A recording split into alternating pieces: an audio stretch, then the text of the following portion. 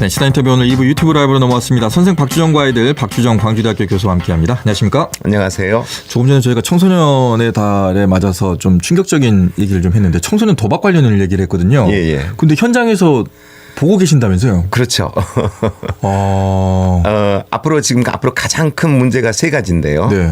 다문화 아이들의 문제. 그다음에 두 번째 우리 형청소년의 도박 문제. 예, 세 번째가 이제 점점 우리 강주로 오고 있는 마약 문제. 이 세 개가 새로운 우리 아이들을 괴롭히는 상대 악입니다. 다문화 청소년들의 뭐랄까 일탈도 심해지고 있거든요. 네. 그 애들은 굉장히 답답하니까. 맞죠. 네, 한국 사회에서 살면서 그래서 앞으로 우리가 관심을 봐야 될 부분입니다. 다음 주제로 한번 다뤄봐야 될 것 같습니다. 네. 자, 오늘은 지난주에 학생들이 수학여행 같은 체험학습을 갔을 경우에 상황별 안전점검을 해봤습니다. 교통이라든가 음식, 숙소, 화재 예방 이렇게 나눠서 했는데 이번 시간에는 어떤 주제로 말씀 나눌까요? 이번 시간에는 수상안전. 수상안전. 우리 이제 여름 되면 그렇죠. 그다음에 갯벌 체험 활동을 자주 가죠. 네. 그다음에 산행 안전. 그다음에 전시 공간에 들어갔을 때 안전에 대해서 말씀드리도록 하겠습니다. 네, 먼저 수상활동 안전점검은 어떤 겁니까?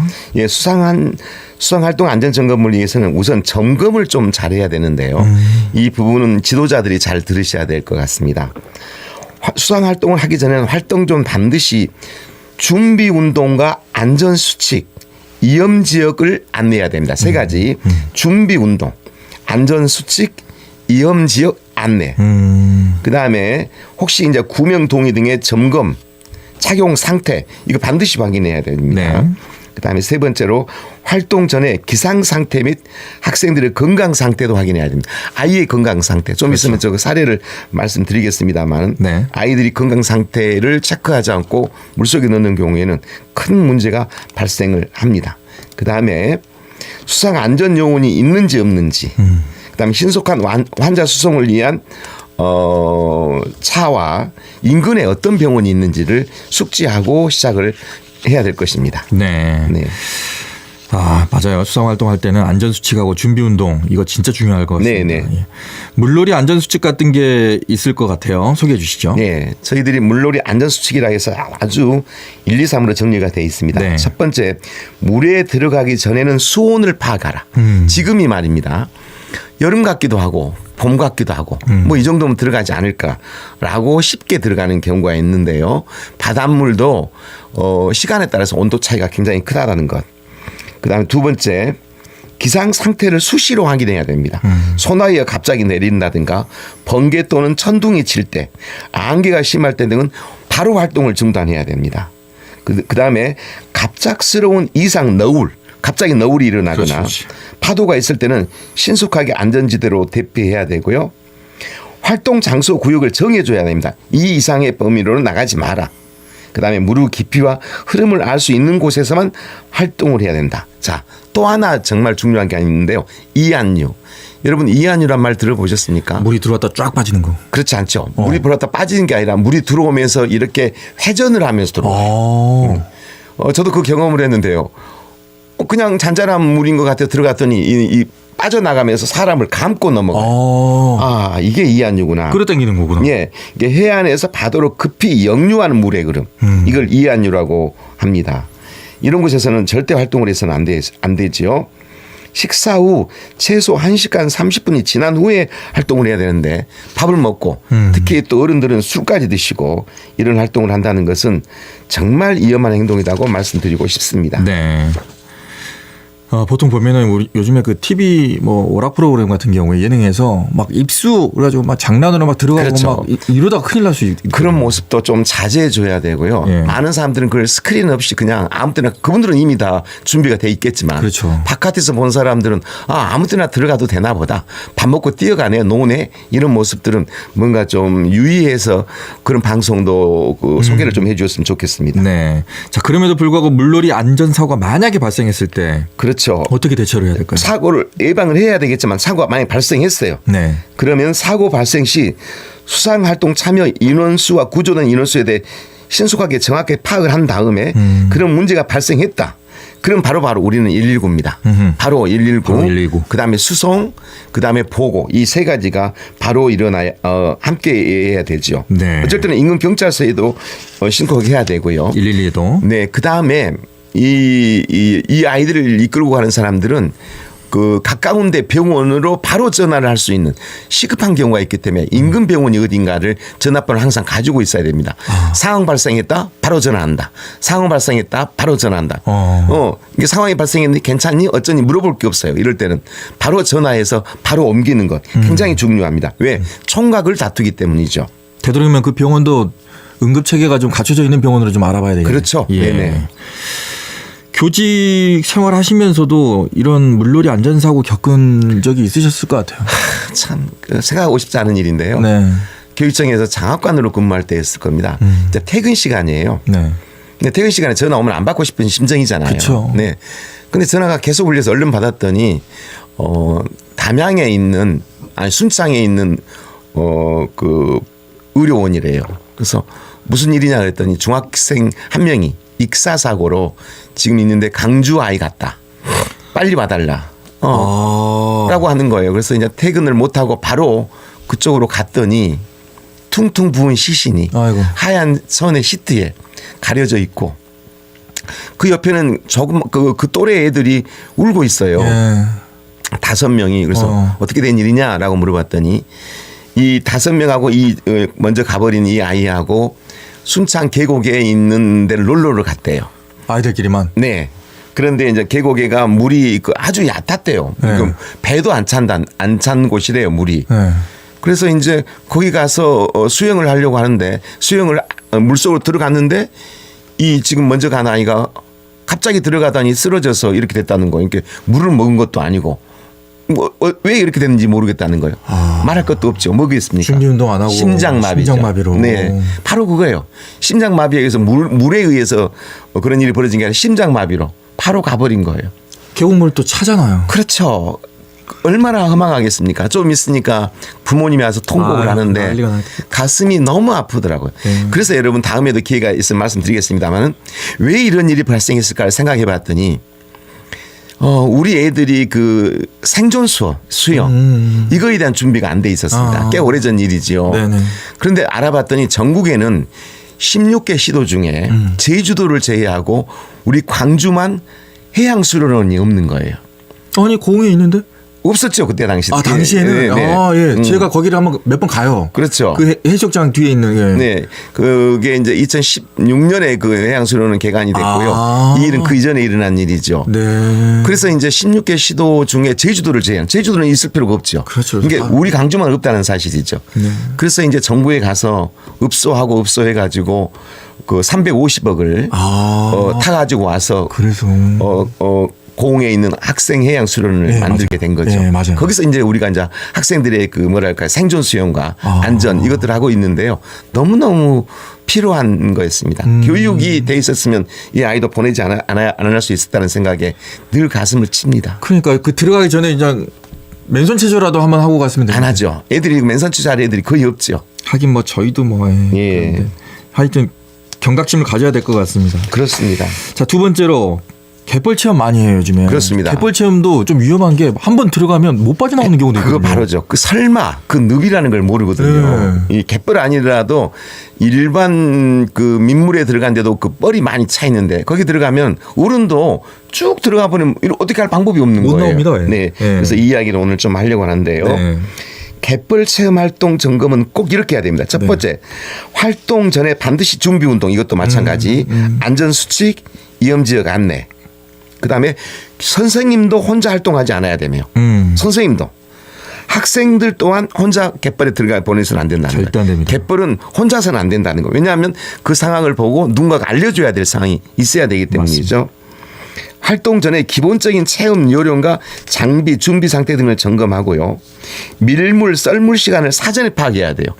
이 물이라는 게 들어올 때 애들이 갯벌에서 놀다가 보면은 저 뒤에서 이제 물이 들어온 것처럼 보이거든요. 네. 밀물이라는 게 이제 들어와요. 그렇죠. 들어오는 물이 들어오는 시간이에요.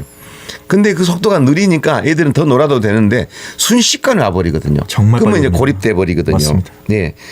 그래서 주의해야 한다는 겁니다. 네. 네. 자, 그리고 맨발로 절대 체험하면 안 된다. 왜냐하면 거기 날카로운 것들 그렇죠. 상당히 많거든요. 네네. 예, 이런 것들도 예, 조심하셔야 될 거고 안전 뭐 신발이라든가 이런 것들 다 착용하고 네네. 예, 하셔야 될 것 같습니다. 자외선에 의해서 화상을 입을 우려가 또 큽니다. 맞습니다. 왜냐하면 그쪽에 있을 때. 예. 네. 자, 갯벌 체험 안전사고 대비 방법도 좀 알려주시죠. 알겠습니다. 어민들이 갯벌 출입을 위해 만들어 놓은 진입로가 있는 경우에는 그 진입로로 출입을 해야 돼요. 다른 곳을 가면 안 되고 갯벌에 갯골이 있어요. 갯골. 갯벌에 갯골, 네. 물이 흐름, 네. 갯골이 있는 경우에는 넘어가지 않아야 됩니다. 네. 거기를 넘어가지 말라는 거죠. 밀물시 갯골에 물이 먼저 차오르기 때문에 수심이 깊어져 넘어오지 못하는 경우가 있으므로 갯골 주변에는 갯벌의 함수율이 높아 발이 빠지지 않습니다. 그러니까 갯벌에는 절대로 어린이 혼자 들어가지 않도록 해야 되고 어른도 혼자 들어가서는 안 된다는 것이고요. 갯벌에 발이 깊이 빠진 경우에는 이거 잘 들으셔야 됩니다. 갯벌에 발이 깊이 빠졌어요. 네. 그러면 어디로 엎드려야 되면 반대 방향으로 엎드려야 돼요. 빠진 방향이 아니라 반대 방향으로. 왔던 방향으로? 그렇죠. 들어갔던 방향. 반대 방향으로 엎드려 기어 나와야 돼요. 그다음에 안내인을 도움을 받아야 되고 이급한 경우는 당연히 119에 네. 연락을 해야 되죠. 아까 말씀하신 대로 갯벌에 맨발에 들어가지 않아야 된다. 거기에는 어패류와 조가배 등이 맨발로 갈 경우 다칠 위험이 굉장히 많다. 그다음에 갯벌 체험 시 되도록 긴 소매 옷을 착용해야 되고요. 챙이 넓은 모자를 써서 자외선으로 보호를 해야 된다. 그래서 선크림 같은 것도 발라는 것도 잊지 않아야 될 것 같습니다. 네. 제가 해외여행 다니다 보면은 어떤 데 가면은 현지인을 무조건 대동하게 하고 들어가는 경우가 있더라고요. 네네. 예. 가이드가 있음에도 불구하고. 네네네. 이런 거 갯벌 체험하는 걸 때도 갯벌을 가장 잘 아는 그 마을 주민들을 무조건 대동하고 들어가는. 그렇죠. 안전요원 말고. 네, 안전요원도 한계가 있거든요. 그렇죠. 맞아요. 네네. 예. 그래서 갯벌을 잘 아는 분을 마을 주민이 가장 잘 알죠. 그러니까 네. 같이 들어가서 이렇게 좀 챙겨주면은 더 낫지 않을까라는 생각이 듭니다. 자, 다음은 산행활동 안전점검으로 가볼까요? 산행활동은 자주 이제 이야기가 됐던 부분에 대해서 몰랐던 부분은 없을 건데 다시 네. 그 리마인드하는 의미에서 강조를 하겠습니다. 네. 활동 전에 반드시 준비 운동 이것도 마찬가지죠. 안전 수칙 이염지역. 무리한 산행 코스는 잡지 마라. 학급 단위의 소규모 산행이 안전하다.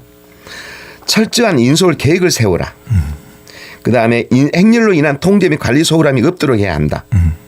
산행 중 수시로 인원 점검을 해야 된다. 왜냐하면 아이들이 같이 가다가 하나가 뒤처지거나 또 어떤 아이들은 가서 또 흡연을 하는 경우도 있고 그러다가 이제 길을 잃어버리고 어디로 간지도 모르는 경우가 문제가 있기 때문에 앞에와 뒤에 안전지도요원은 앞서는 사람과 뒤서는 사람들이 아이를 함께 데리고 가야 된다. 네. 이런 이야기입니다. 네. 왜 산행하다 보면은 어쩌다 보면 나 혼자 걷고 있어. 그렇습니다. 네네. 어쩌다 보니까 나 혼자. 네네. 이럴 때가 있으니까 조심하셔야 된다는 얘기고요. 산행할 때 상황이 발생하면 그 산속에서 어떻게 대처를 해야 되는 건지 네네. 이것도 좀 알려주시죠. 가능하면 봄철, 가을철 산행을 원칙으로 하는 게 좋겠어요. 무더운 여름이나 겨울 산행은 지양을 해야 될 것이고요. 선두의 인솔교사는 산행 코스를 숙지한 후 유경험자를 배치하고 중간 책임자는 적절한 산행의 흐름을 조절해 줘야 돼요. 앞에 간 사람 쭉 몰고 가는데 이 뒤 상황을 모를 수 있거든요. 네. 리드가. 네. 그래서 가운데서 늘 어떻다는 걸 알려줘야 되고 후미 인솔교사는 낙오 학생 보호 조치를 잘해야 되겠죠. 네. 어찌됐든 가장 중요한 건 산행 시에는 발 디딜 곳을 잘 살피고 천천히 걸어야 되겠죠. 손에는 될 수 있으면 물건을 들지 않아야 돼요.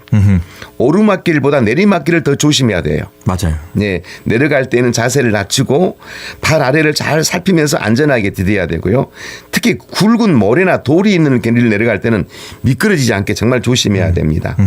산행 전후에도 스트레칭으로 충분히 몸을 풀어주고 일기예보를 확인해 줘야 하는 이야기가 굉장히 중요한데요. 맞습니다. 산과 바다는 순식간에 그 기후와 일기가 변할 수 있는 곳입니다. 그래서 기후가 떨어질 것에 대비해서 덧입을 옷을 꼭 챙긴다라든가 구급약과 비상식량 및 헤드런턴을 준비하는 거라든가 이런 것들을 해줘야 될 거라고 생각됩니다. 네. 그리고 혼자 산행을 한다거나 이럴 때도 좀 조심하셔야 되는 게 휴대전화 너무 믿지 마십시오. 제가 혼자 산행하다가 무등산이었는데 네. 핸드폰이 안 되더라고요. 안 터져요. 안 되더라고요. 맞습니다. 깜짝 놀랐습니다. 네네. 거기다가 갑자기 어두워져서 당황이죠. 상당히 당황했습니다 그때. 네. 근데 더 당황했던 건 그렇게 어두운데 반대편에서 한 명이 올라오고 있어서 그게 더 당황스러웠습니다. 왜 올라오는 거지? 그래도 옆에 있으면 편하신 게 아니라 하고 가셨군요. 당황했습니다. 자, 다음은 야, 이거 캠핑 활동 요즘 진짜 많거든요. 네. 이 캠핑 활동할 때 정말 조심해야 될 것들 여기서 네. 사고 많이 납니다, 이거. 그렇습니다. 예. 산행도 산행이지만 산행을 한 후 캠핑을 하는 경우가 있는데요. 네.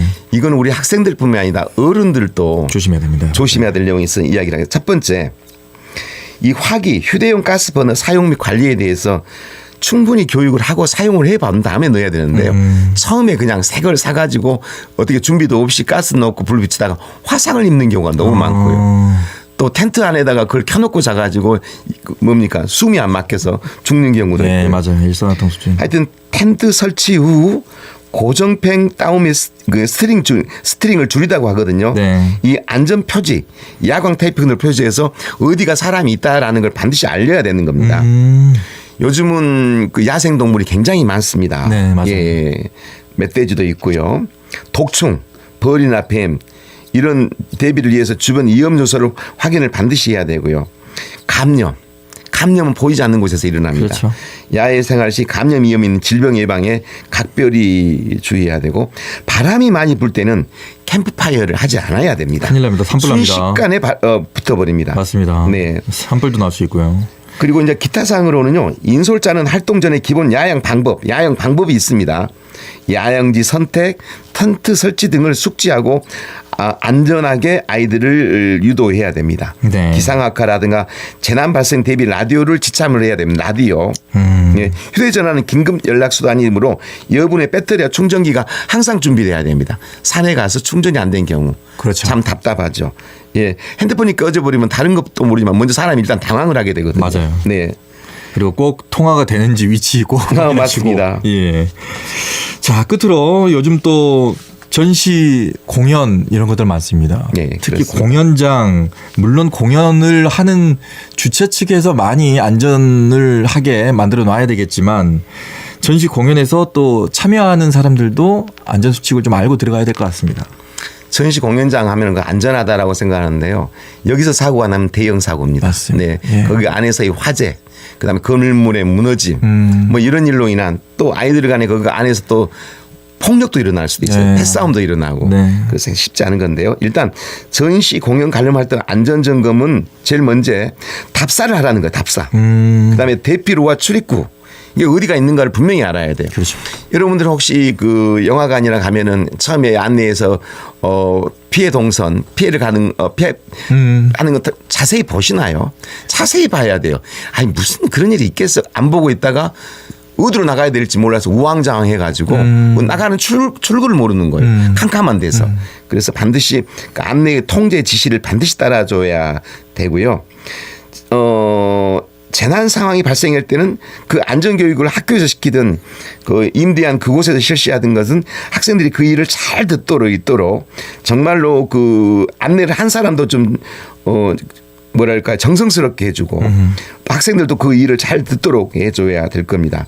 그리고 안전사고 조치 개혁에서 침착하게 상황이 발생했을 경우는 대응을 해야 되고요. 항상 119 마음속에 119 그다음에 화재도 있지만 정전 사고가 발생하는 경우도 있어요. 엘리베이터라든가 또는 에스컬레이터가 올라가다가 멈춰버리는 경우가 있어요. 네네. 여러분 에스컬레이터가 올라가다가 갑자기 멈추면 몸이 어떻게 되겠습니까? 뒤뚱거리겠죠. 그렇죠. 근데 혼자 있는 게 아니라 여러 명이 같이 있어요. 그러면 쓰러지면 어떻게 쓰러지겠습니까? 여러 명이 한 번에 쓰러지겠죠. 그럼 쓰러지면 밑에 있는 애는 어떻게 되냐? 압사당하는 거예요. 여러분 생각하고 싶지 않는 생각나죠? 예, 이태원 참사. 예, 설마 그런 일이 있을까? 이렇게 일어난다는 겁니다. 예. 다들 이제 스스로가 스스로를 지켜야 된다는 생각밖에 안 드는데 그럼에도 불구하고 예. 서로의 안전을 위해서 또 우리 곁에 있는 우리 같이 있는 사람들의 안전을 위해서 서로가 서로를 좀 챙겨줘야 되지 않을까라는 생각이 듭니다. 자, 오늘은 수상안전과 갯벌활동, 산행과 캠핑 그리고 전시공간 체험 안전에 대해서까지 얘기를 나눠봤습니다. 광주대학교 박주영 교수와 함께했습니다. 고맙습니다. 감사합니다. 네, 시사 인터뷰 오늘도 여기서 마치도록 하겠습니다. 지금까지 구성 최은영, 기술의 최상혁, 저는 김규빈이었습니다. 안녕히 계십시오.